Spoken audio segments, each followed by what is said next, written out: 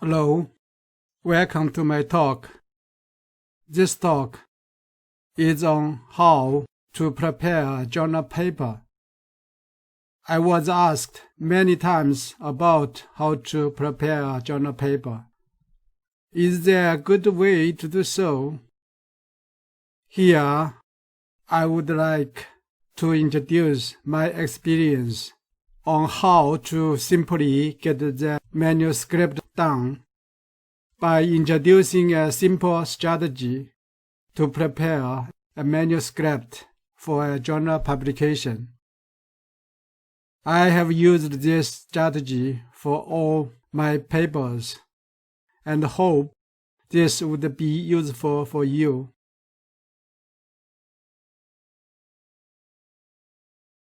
My experience in publishing journal papers would be helpful for those who are struggling in preparing the manuscript.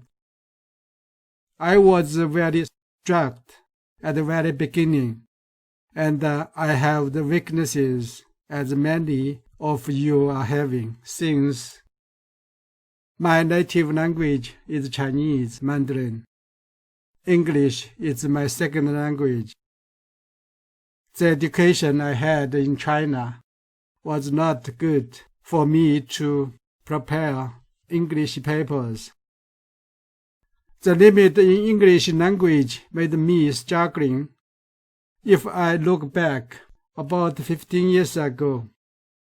But now I'm very good at writing English papers. My motto is, practice makes perfect. Keep going, you will arrive there. Here, I must say, I'm still having problems in English. For instance, I'm still confusing in English tenses, since my native language, Chinese, has no tense. We only add the time in the sentences. However, my English has been improving. Since 2014, I authored and co-authored 30 journal papers, and 16 of them were first authored. On average, I first authored about 3 journal papers annually.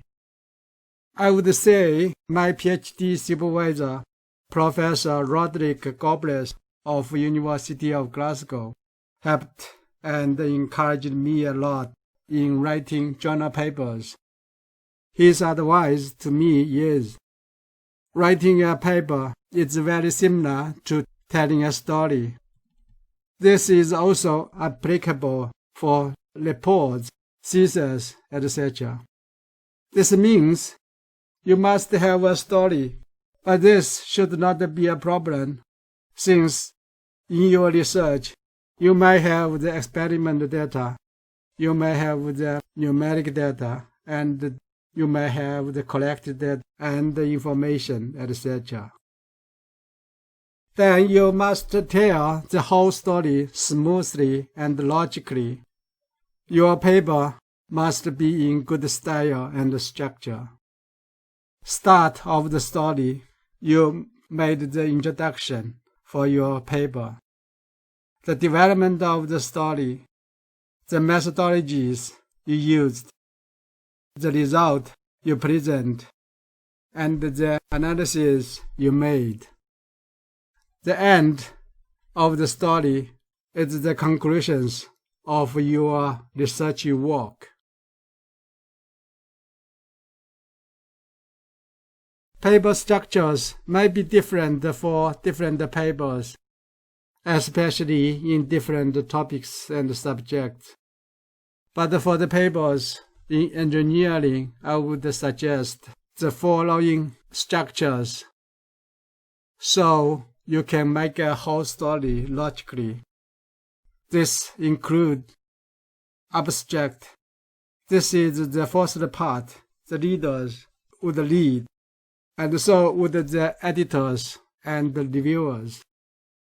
The introduction is an important part to tell why you are doing this and what is the new result or the new method you would like to present. Methodologies. You must present the methodologies. If it is existing, you made a brief introduction. And if it is new or improved, you must give the detailed introduction. Environment and setup. For instance, the experiment setup or the numeric simulation setup. The result and analysis. So you need to present your result and make the corresponding analysis for your result. You may make the discussions in your manuscript if you have something more to say. You have conclusions or concluding remarks. This is the part the leader would read of the abstract, and so would the editors and the reviewers. Reference is also an important part. Good referencing could make your research work more convincing.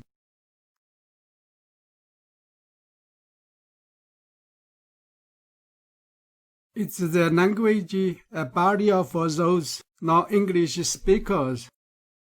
In reality, English is the dominant language for publications, as well as for science research and collaborations.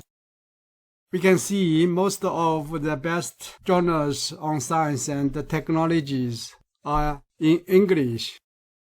That means, for the purpose of your research, you have to improve your English, especially for those who are not native English speakers.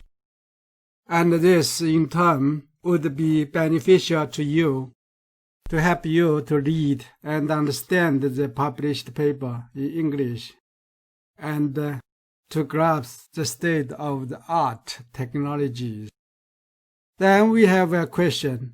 Do the native English speakers have the advantages in publishing papers? My answer to this question is yes and no.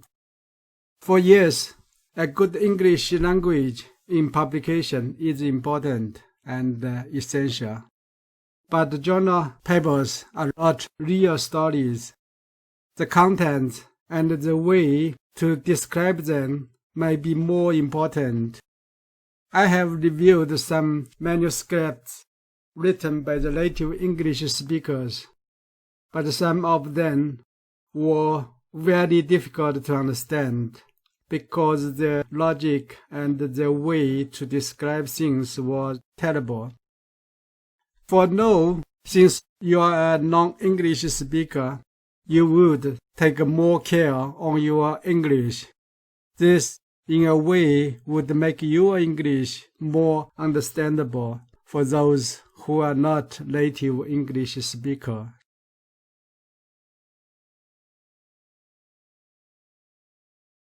Here, the recommended strategy is start from the easiest part and move the more difficult parts and finish up the most difficult part.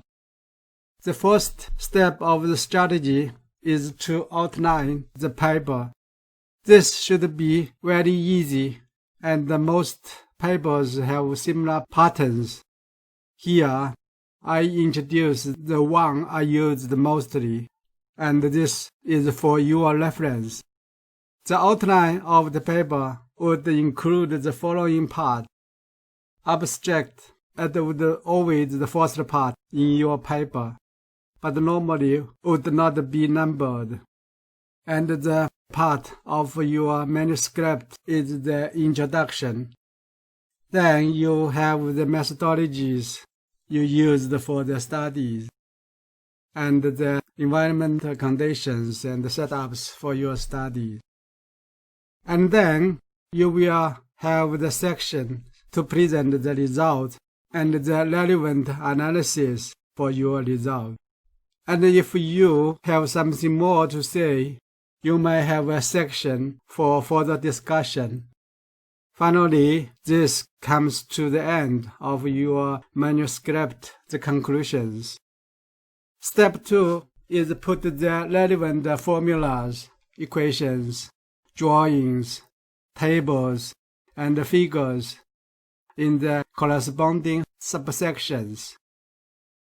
For instance, the equations and the drawings in the methodology and the setups, and the result in the tables and figures in the subsection of the result and analysis.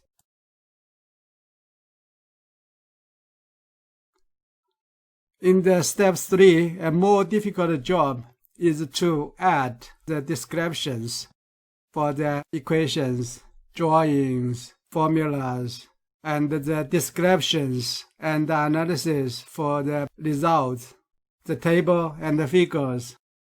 And you may also finish the discussions if necessary. Then move to the step 4 to finish abstract and the conclusions. Since you have made the analysis to your data and result, you should be able to finish the abstract and the conclusions easily.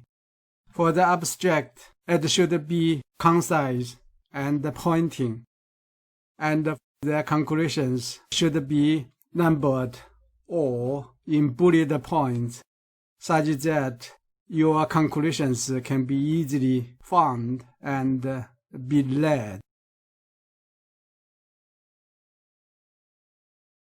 In the step 5, this may be the most difficult part for a manuscript, the introduction and the relevant references. In the introduction, the state of the art technology must be reviewed and properly referenced. And in the introduction, you must also tell why you are doing this and what are the new results or what are the new methods. Good referencing is important. It would make your research more convincing. Up to here, you should have your first version of manuscript. The manuscript might be in a bad shape, but don't worry, you have already achieved something towards your publication. The next stage is to take your time to improve, polish, and finalize your manuscript before you submit your manuscript to a journal. And gradually you will get there. I will talk about the tips for the preparation of a manuscript from the viewpoint of a journal editor, manuscript reviewer, and the author.